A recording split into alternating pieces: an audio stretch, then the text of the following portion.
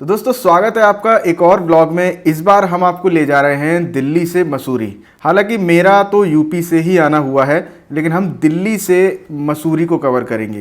तो इस वीडियो में आप देखेंगे कि कैसे आप मसूरी का एक बजट ट्रिप प्लान कर सकते हैं, जिसमें आप मसूरी के सारे पॉइंट्स को कवर कर लें। और अगर आप एक ऐसा हिल स्टेशन जाने का सोच रहे हैं जहां जाने के लिए आपको पहाड़ों का ज़्यादा सफ़र ना करना पड़े, तो भी आप मसूरी को कंसीडर कर सकते हैं, क्योंकि देहरादून तक आप ट्रेन से भी आ सकते हैं और देहरादून से मसूरी सिर्फ 34 किलोमीटर है और उन 34 किलोमीटर में भी आपको सिर्फ 20-22 किलोमीटर का सफ़र ही पहाड़ों पर करना है। हालांकि वो जितना भी पहाड़ों का सफ़र होगा वो बहुत घुमावदार होगा, लेकिन ज़्यादा नहीं है। तो हमने अपने सफ़र की शुरुआत करी दिल्ली से। दिल्ली से मसूरी के लिए हमने इंटरसिटी स्मार्ट बस बुक करी। ये एक स्लीपर बस है और इसका एक पैसेंजर का किराया 1100 रुपये के लगभग था। इसके अलावा आप अपने हिसाब से भी बस बुक करा सकते हैं, जो कि 700 रुपये से लेकर 2000 रुपये तक के बीच में आपको मिल जाएगी। हमारी जो बस थी वो अंदर से कुछ ऐसी दिख रही थी, जिसमें 2 लोगों के सोने के लिए कंपार्टमेंट था, जिसके अंदर चार्जिंग पॉइंट भी दिए गए थे, 4 एसी के वेंट दिए गए थे, 2 आपके पैरों की तरफ, 2 आपके सर की तरफ और एक रीडिंग लाइट भी दी गई थी। इसके अलावा आपको पानी की बोतलें और कंबल वगैरह तो मिलते ही हैं। दिल्ली से चलने के बाद ये बस रास्ते में एक जगह रुकती है जहाँ पर आपको रिफ्रेशमेंट का मौका मिलेगा। उसके बाद ये बस देहरादून में जाकर आपको उतार देगी। क्योंकि इसके आगे का जो मसूरी के लिए रास्ता है वो काफ़ी घुमावदार है, तो इतनी बड़ी बसें वहाँ पर नहीं जाती हैं। तो देहरादून से आपको उन्हीं पैसों में, जिन पैसों में आपने बस का टिकट लिया है, आपको उन्हीं पैसों में मसूरी के लिए टैक्सी करके दे दी जाएगी। तो देहरादून से मसूरी तक का 34 किलोमीटर का सफ़र आप टैक्सी में जाएंगे। ये बस के टिकट में ही इंक्लूड होता है, आपको अलग से इसके लिए कोई पैसे नहीं देने हैं।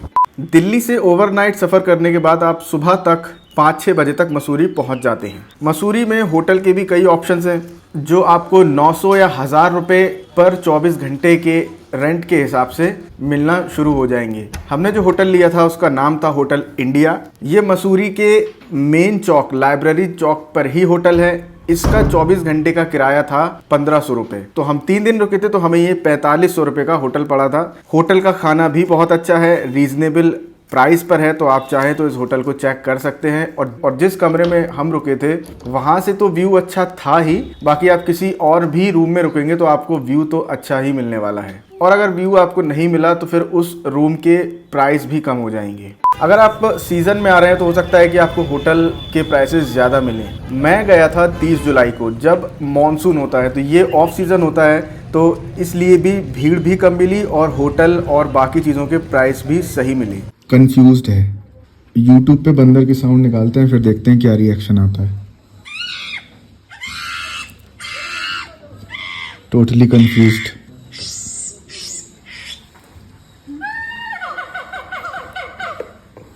ओ गया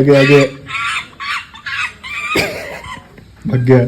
इसके अलावा सबसे पहले आप लाइब्रेरी चौक, मसूरी का मॉल रोड, यहाँ आप घूम सकते हैं, बाज़ार देख सकते हैं, शॉपिंग कर सकते हैं। लाइब्रेरी चौक से करीब 1 किलोमीटर दूर ही पड़ता है गन हिल। यहाँ जाने के लिए आपको ट्रॉली का इस्तेमाल करना पड़ेगा, जिसकी इंडिविजुअल एक आदमी की टिकट आएगी 180 रुपये की आने जाने की। ऊपर भी आपको मार्केट मिलेगा और रेस्टोरेंट्स मिलेंगे, जहाँ बैठ के आप क्वालिटी टाइम स्पेंड कर सकते हैं।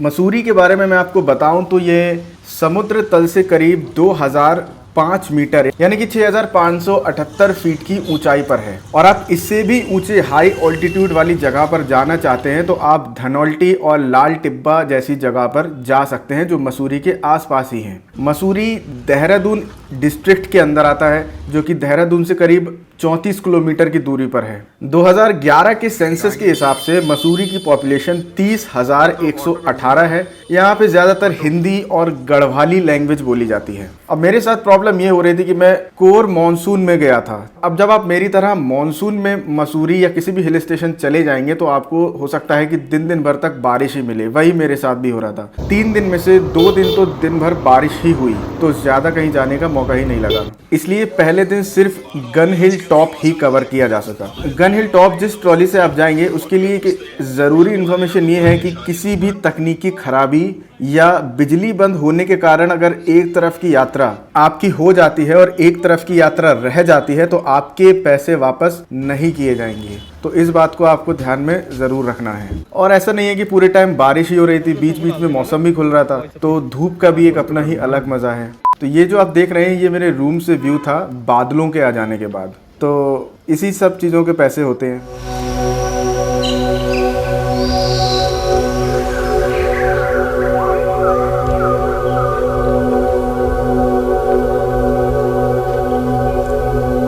इसके अलावा आप मसूरी घूमने के लिए बाइक या स्कूटी भी रेंट पे ले सकते हैं।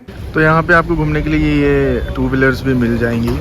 जो हमने करी है वो हुई है 400 रुपये में, जिसमें 1 लीटर पेट्रोल दिया है इन्होंने, और बाकी आप अपने घूमने के हिसाब से पेट्रोल फिल करा सकते हैं। ये मॉल रोड पे अलाउड नहीं होती हैं ये 2 व्हीलर्स।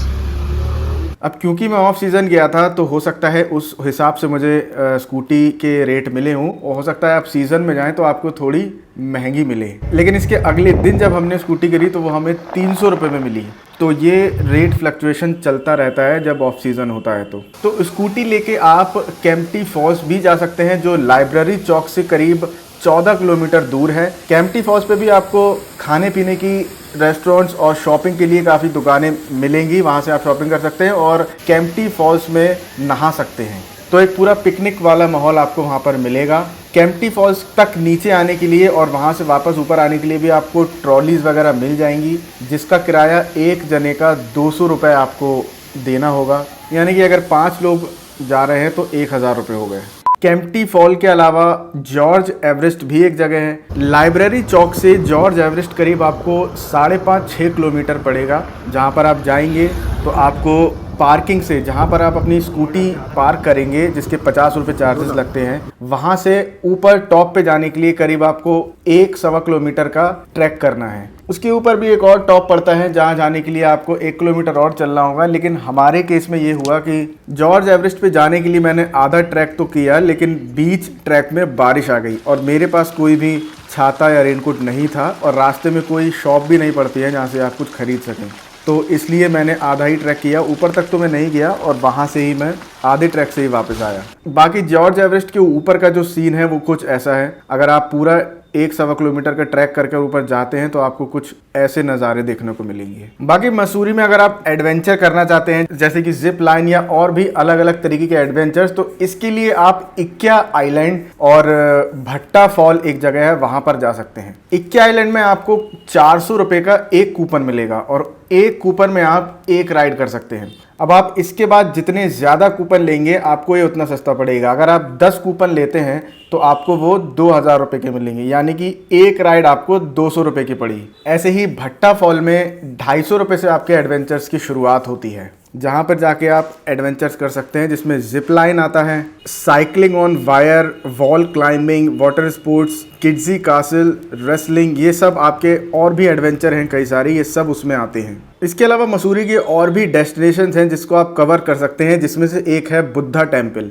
बुद्धा टेम्पल में आपको ज़बरदस्त पीस मिलने वाला है, एकदम शांति। बुद्धा टेम्पल में क्वालिटी टाइम स्पेंड करने के बाद आप ज्वाला देवी टेम्पल भी जा सकते हैं। बाकी लाल टिब्बा के बारे में तो मैंने आपको बता ही दिया। तो ये कुछ मसूरी के मेन घूमने वाले पॉइंट हैं जिसको आप कवर कर सकते हैं 2-3 दिनों के अंदर।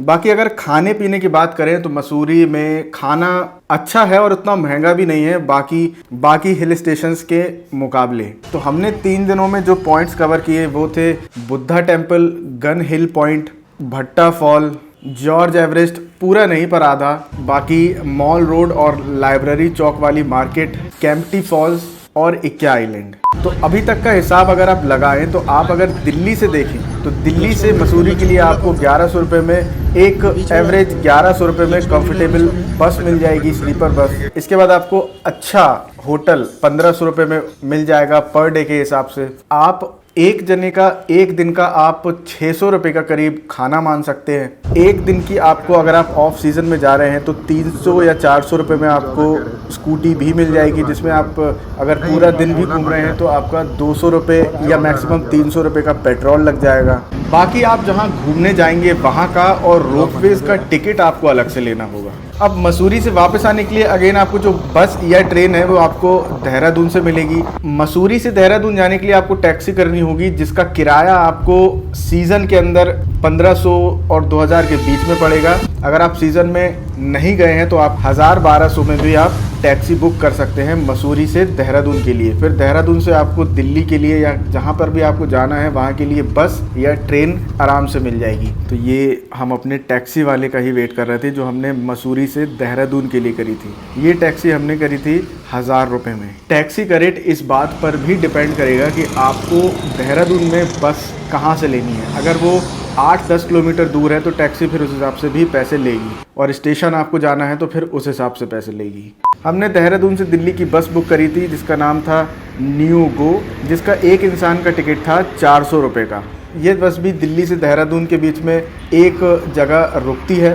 बस अच्छी, अगर आपको 5-6 घंटे का सफ़र करना है तो उसके लिए बस में कोई कमी नहीं है। न्यू गो इलेक्ट्रिक बस होती है। तो दोस्तों ऑल इन ऑल ये है कि अगर आपको एक बजट ट्रिप करना है किसी हिल स्टेशन का तो आप मसूरी जा सकते हैं।